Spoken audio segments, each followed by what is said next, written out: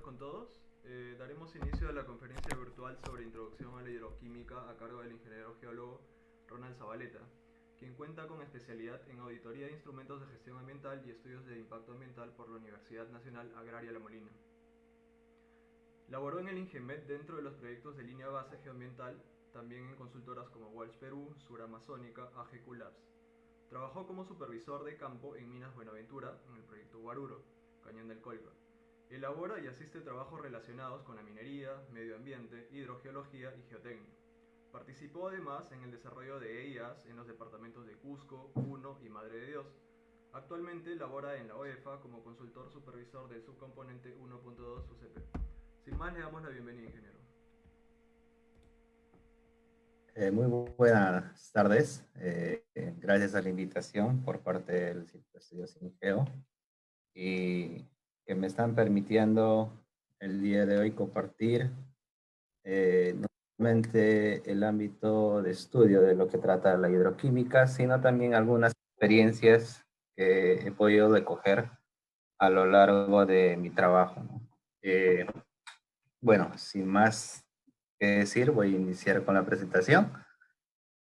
La introducción a la hidroquímica. Bueno, yo lo he distribuido en un contenido donde está estructurado con la parte introductoria, el origen de las aguas, eh, luego las características físico-químicas de las aguas, la interacción agua-doca, la evolución de la hidroquímica y luego el tema relacionado que es hidroquímica, pero a la calidad del agua, ¿no? Cómo es que la legislación viene manejando algunos contenidos o algunos parámetros y son insertados a lo que es el ECA, ¿no?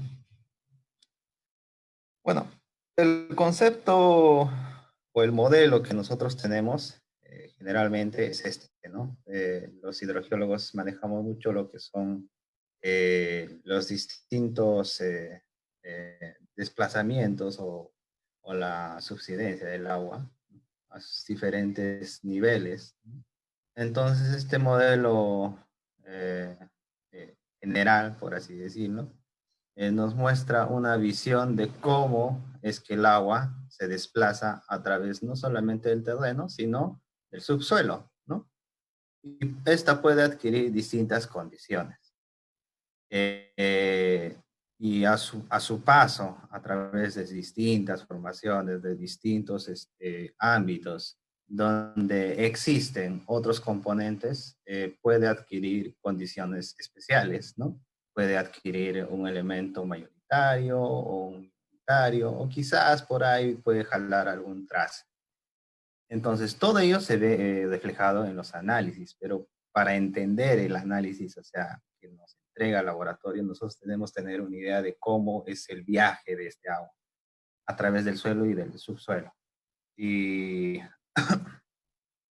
bueno, el concepto general que más que nada en tema de hidroquímica se maneja este, ¿no? Hay aguas que se desplazan en recorridos cortos, hay aguas que se desplazan en recorridos intermedios y hay otros que se desplazan en regionales, ¿no?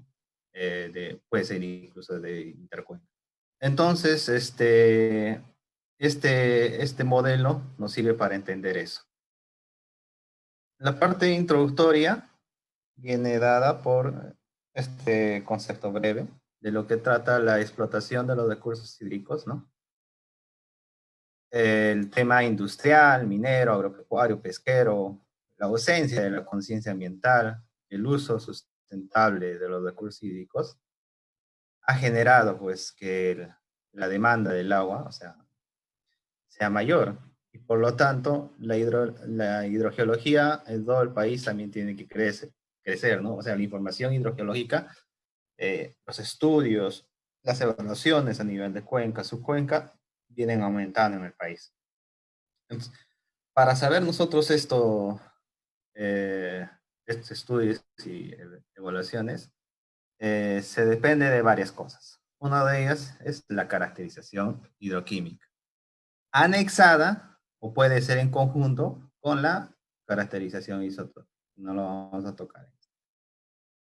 Bueno, y la caracterización hidroquímica isotópica es una herramienta importante, ¿no? Para estudiar el origen de las aguas subterráneas y superficiales. Su interacción con los depósitos de roca a través de las cuales circula y percola nos determina no solamente las zonas de recarga, sino también de dónde ha podido provenir esa agua, ¿no? Nos da una idea más que nada espacial de cómo esa muestra que nosotros hemos obtenido en campo se ha podido desplazar. Para esto, nosotros necesitamos conocer los distintos eventos o zonas antrópicas, ¿no? Que pueden existir en el área de estudio. No solamente vamos a considerar cuestiones naturales, ¿no? También tenemos que considerar cuestiones humanas. Es por eso que se anexa todo el texto previo, ¿no? Entonces, el origen de las aguas subterráneas en términos de porcentaje, ¿no? Hay que considerar que el 3% del agua total de la Tierra es dulce, de los cuales el 95%, o sea, de este agua dulce, se encuentra en medios subterráneos, en acuíferos, ¿no? Y bueno, el 3,5% corresponde a aguas superficiales y el 1,5% a humedad acumulada en suelos, ¿no? Todo este texto viene acompañado de Leopold, que lo ha descrito. Y más que nada, casi todo el origen del agua proviene del ciclo, ¿no? Del ciclo hidrológico que existe acá, bueno, en todo el planeta, ¿no? Un 95%. Sin embargo, hay una cantidad menor que se origina en acuíferos muy profundos, entrampados. Y hay modelos, hay veces de petróleo, de agua, ¿no? Encapsulada, ¿no? Que se relaciona a esta cantidad menor. Y hay otros relacionados, aguas termales, ¿no? Que es más que nada tema de hidrotermalismo, ¿no? O lo que nosotros vemos comúnmente como las aguas termales, ¿no? Que existen en todo el país y también en el mundo. Y bueno, otro concepto del ciclo general prácticamente del agua es cómo se viene, cómo se da, ¿no? Este ciclo natural, que de alguna manera nos da las perspectivas para nosotros entender más este tema, qué zonas pasa, dónde se acumula, no solamente por el subsuelo, ¿no? Sino también por la zona superficial. Bien sea por un lado o por el otro, adquiere condiciones específicas de acuerdo al terreno o de acuerdo al subsuelo, ¿no? También adquiere condiciones específicas cuando se evapora, ¿no? Puede perder un componente o ganar otro componente que esté en el aire o que esté en el suelo, ¿no?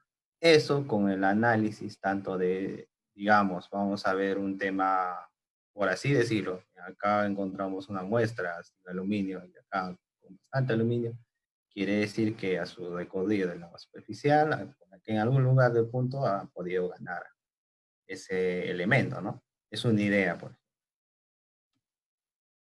Entonces, vamos a seguir hablando de las características físico-químicas de, de las aguas y los constituyentes químicos que existen en las aguas se debe a distintos factores. Uno de ellos es la génesis y composición de materiales por los cuales atraviesa, ¿no? Y bueno, esto se viene dado por este grafiquito que le he colocado acá, donde más que nada la composición inicial, por así decirlo, del agua, por ejemplo, pueda contener eh, alto contenido en calcio, ¿no? Puede variar cuando pase por otros medios, sean estos reductores, oxidantes, o quizás por aspectos relacionados a absorción, ¿no? puede adherirse a otros elementos y situaciones de ese modo. Entonces, esa composición ha cambiado, ¿no? A medida que se ha desplazado en un tiempo y vemos que a lo largo, o sea, a lo largo de una distancia, un tiempo, esta se ha modificado. Otro factor que nos da a entender más cómo se constituye el agua es el tiempo de permanencia del agua en el subsuelo, ¿no? Entonces, si bien es cierto, los distintos tipos de agua están relacionados, o sea, hablando en temas subterráneos, están relacionados al tiempo de resiliencia. También hay que precisar que mucho tiene que ver qué tipo de sustrato o estrato está debajo del suelo, ¿no? O sea, puede estar, digamos, almacenada en una arenisca que es oxidante y, digamos, la cantidad de carbonatos que tenía inicialmente no va a variar mucho, ¿no? Puede ser, es una idea. Así como también la permanencia que puede haber en un medio oxidante, ¿no? En una superficie. Pueden ser halos de oxidación, zonas de alteración argílica, zonas de alteración potásica, que pueden hacer variar también eh, la composición inicial del agua. Y el tiempo de permanencia, que acá en general habla el texto, se refiere más que nada a cómo una gota de agua se puede desplazar tanto y puede cambiar, ¿no? O sea, el recorrido en el tiempo y espacio es determinante en este caso, ¿no? O sea, en distancias cortas puede que el cambio no sea tan drástico como en una distancia larga, ¿no? Ya va a depender si es que este ámbito de oxidación, alteración, sea extenso para que la permanencia y el cambio, ¿no?, químico sea constante. Otro factor importante a ver es el tema de determinar zonas saturadas, así como zonas no saturadas, ¿no? Y hay que entender que en una zona saturada es donde se encuentra, hablando prácticamente en temas subterráneos, se encuentra como una esponja, ¿no? Absorbe todo el agua y esta, por ende, va a tener mayor reacción a una zona que no absorbe tanta agua. Entonces, por así decirlo, digamos, este estrato tiene mayor cantidad de óxidos, es una, bueno, es una arenisca, ya vamos a seguir hablando de la arenisca. Y acá estamos hablando de un medio, digamos, metamórfico, ¿no? O ya, un medio volcánico, no fisurado. Entonces, va a tener eh, por así decirlo, intercambio o degradación de algunos elementos que en un ámbito saturado, ¿no? La arenisca, bueno, vamos a hablar que esta arenisca, por así decirlo, tiene agua, ¿no? Es un acuífero que está en constante actividad, ¿no? Y por ende, nosotros podemos identificarlos en campo mediante levantamiento de columnas o una visión general, ¿no?, de la geología de la zona. Otro factor es una posible mezcla de diferentes tipos de aguas. Y esto viene relacionado, bueno, en este caso yo he puesto el tema de intrusión salina, pero también hay otros temas que pueden ser relacionados a eventos antrópicos, ¿no? Por ejemplo, el factor de intrusión salina acá en Perú se viene dando en lo que es la zona de la costa de la parte de Ica hacia arriba. ¿Y qué es lo que sucede? Prácticamente la sobreexplotación de las aguas subterráneas han hecho que esta esponja, que generalmente tenía un límite por acá, ha hecho desplazar ese límite y está haciendo ingresar agua de océano a través del acuífero, ¿no? Y a su vez el pozo, o sea, se está eh, enriqueciendo, ¿no?, de sales, lo cual hace que la conductividad eléctrica en este pozo se eleve. ¿Cómo se han dado cuenta? Obviamente por ese parámetro, ¿no? La conductividad eléctrica ha hecho que se den cuenta en esa zona de Ica que los acuíferos estaban sufriendo este fenómeno, ¿no? Un fenómeno, por supuesto, ajeno a lo natural, aunque también hay eventos naturales, o sea, naturalmente se da estos procesos, pero el hombre ha hecho que este, eh, lo lo ha condicionado de cierta forma en que ya prácticamente está contaminando de sal, ¿no? Por así decirlo, está contaminando de sal ese acuífero, ¿no? Y a su vez, o sea, está habiendo un desabastecimiento de agua, ¿no? En la zona ahí. Entonces, otro es la existencia de zonas prospectables o posibles yacimientos mineralógicos, ¿no? Otro factor sería ese, ¿no? Como les mencionaba, por ejemplo, este agua por acá está pasando por una zona de oxidación, ¿no? Ligado a un prospecto minero, que vamos a llamarlo así, no lo he encontrado. Entonces, es una zona prospectable, ¿no? Una zona de interés, una anomalía que puede existir en esa zona. ¿Y cuál sería un indicador? Por ejemplo, si es un pórfido de cobre, oro-cobre, entonces, si digamos acá teníamos cero en cobre, vamos a hablar así, aunque no, generalmente no tienen esas medidas, acá podemos hallar alguna cantidad de cobre, ¿no? Significativa. Y bueno, esa tendencia a la suba de cobre, por así decirlo, a lo largo de esta quebrada, puede ser un indicador que esté rodeado de una zona, o una posible zona mineralizada, ¿no? Y así vemos cómo ha sido el cambio, más que nada, de elemento en esta zona. Y bueno, definitivamente el medio humano ha hecho que estas actividades humanas han hecho que varias zonas, no solamente de nuestro país, sino de todo el mundo, hacen que el- los constituyentes químicos en las aguas naturales que existen por acción natural cambien. No solamente en tramos cortos o muy cortos, sino que modifica incluso la composición de una subcuenca, ¿no?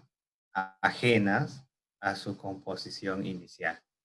Entonces, este es un acápite muy especial en los cuales nosotros debemos tener muy en cuenta todo el medio humano que nos rodea, no solamente la actividad minera, sino también energética, industrial, agropecuaria, pesquera, ¿no? Y bueno, ¿cuáles son estos constituyentes de que tanto hablamos, ¿no? Cobre, oro, o esos elementos, ¿no? Estos se presentan en estado de dilución y tienen, tienen distintos tamañitos, por así decirlo, que se encuentran en el agua, ¿no? En nuestra muestra. Y dos de ellos, dos de ellos son importantes, ¿no? Los principales y los secundarios. Ojo, no quiere decir que estos no sean importantes, sino que se encuentran anexados o en conjunto con la muestra que nosotros vamos a hacer. Puede ser que haya un elemento o puede ser que también no haya. Eso va a depender, ¿no? Entonces, no, esta lista no es fija, que sí o sí vamos a encontrar selenio, níquel, indio, no. Puede que haya algunos de estos elementos, como también no. Eso va a depender es de todo el medio y los análisis previos al estudio que nosotros hayamos hecho, ¿no? Para que nos dé una mejor idea de cómo está constituyéndose ese agua.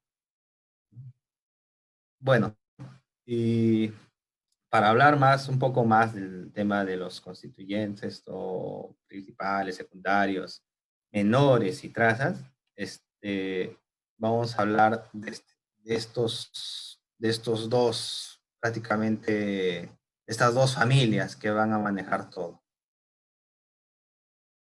Para la caracterización que nosotros utilizamos generalmente, usamos lo que son los cationes y aniones. Y dice la regla, está así escrito, que estos dos grupos entre sí tienen que sumar cero, ¿no? Y esta condición se llama la condición de electroneutrabilidad, que más adelante lo vamos a ver. Pero de entrada ya les vengo diciendo que hay una condición especial, ¿no? Acá falta agregar más calcio, perdón, más potasio, ¿no? Pero hay otros menorcitos, ¿no? Que son los coloides, acompañados de la sílice, ¿no? Y esto pues se relaciona con los cristales o el cuarzo que existe en el agua. Y todo esto, o sea, todo lo que ustedes en acá están viendo, constituye prácticamente el del 90 al 95% de los sólidos totales que se encuentran, ¿no? Hay otros constituyentes secundarios del 0,01 a las 10 ppm o partes por millón, otros que, por ejemplo, son esta familia, ¿no? Estas dos familias importantes también, pero que a su vez, por ejemplo, actúan de un poco de diferente forma. Por ejemplo, el hierro tiene especial énfasis en jalar a lo que son el CO3, ¿no?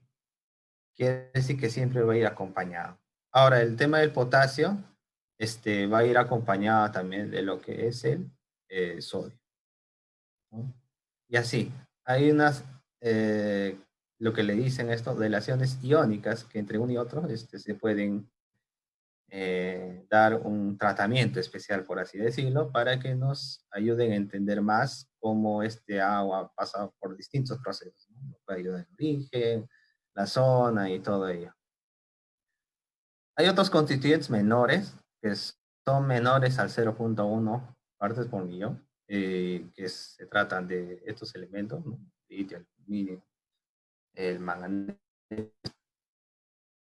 Y hay otros microconstituyentes. Estos microconstituyentes ya se refieren a lo que son no solamente el tema de materia orgánica disuelta, sino también a elementos o gases disueltos, ¿no? Como puede ser CO2, ¿no? Es así más o menos como se distribuye nuestra muestra de agua. Y este es un gráfico que prácticamente se resume de todo lo que les he mencionado, ¿no?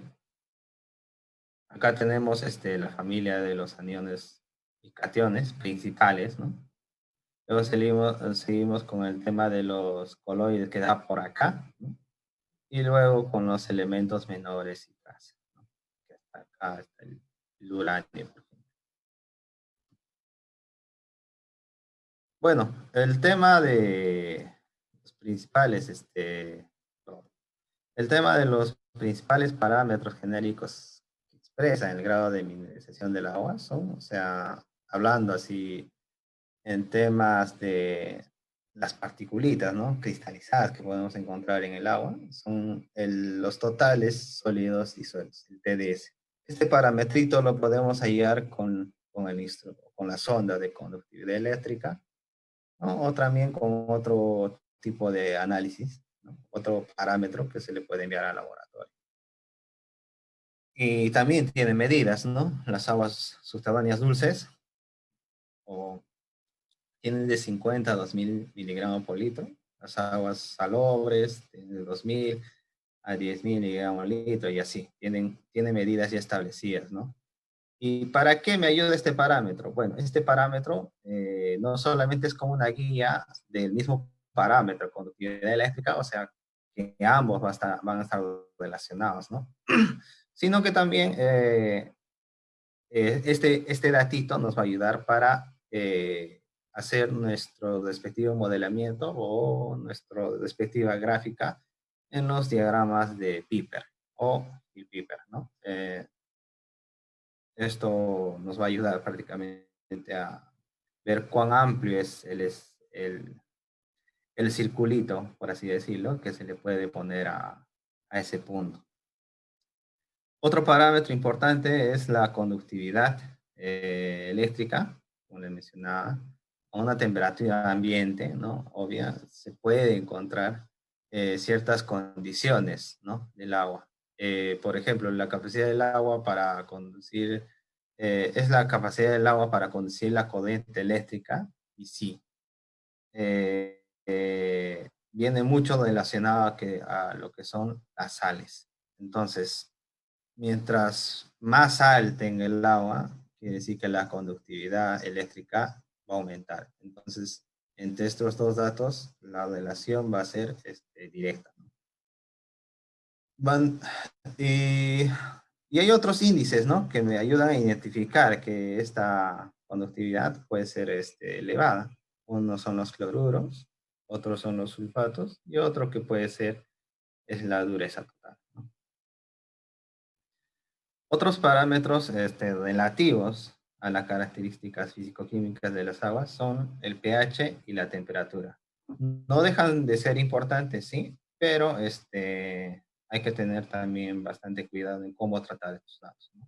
Porque si bien es cierto, nosotros podemos identificar un valor de pH y temperatura en campo, cuando llega al laboratorio, hay veces cuando no se mantiene la cadena de frío, se rompe ese ciclo, ¿no? El ciclo original que tenía prácticamente el agua, y hace que algunos valores, especialmente un coeficiente que ya lo mencioné anteriormente, el coeficiente de electroneutrabilidad, cambie, ¿no? Interacciones agua-terreno y fenómenos indicadores. Entonces, las concentraciones de los constituyentes químicos presentes en las aguas dependen de la disponibilidad de estos elementos en el aire, los suelos y rocas a través de los cuales circula el agua. Y sí, pues, o sea, adquiere bastantes concentraciones, elementos, a medida que pasa por todo lugar el agua, ¿no? Las velocidades de reacción también son importantes, ¿no? No es igual, por así decirlo, la acidez por CO2 en unas calizas que la acidez generada por el ácido que nosotros podemos llevar a campo, ¿no? El ácido nítrico, sulfúrico, echarlo sobre la caliza, ¿no? Es diferente la reacción. Eso va a depender de qué componente, con qué componente, ¿no? Esté interactuando la boca con el agua, ¿no? O el componente con el agua, ¿no? Otros son las limitaciones geoquímicas en el interior de los acuíferos en función de su presión y temperatura. Y sí, varía mucho. O sea, hay, no se, no se conoce las condiciones naturales, por así decirlo, o originales o sea, difieren en algunas situaciones las condiciones naturales, ¿no? De los acuíferos en el interior de la superficie, ¿no? Entonces, las condiciones originales, por así decirlo, a menos 10.000 metros de altura, eh, de un punto de muestreo, o al momento que se muestre, va a diferir mucho, ¿no? Hay una limitación. Los, perdón, sí, sí, sí.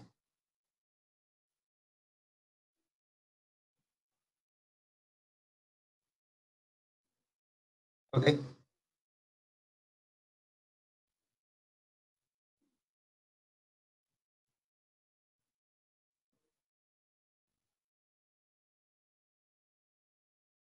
ok, no hay problema.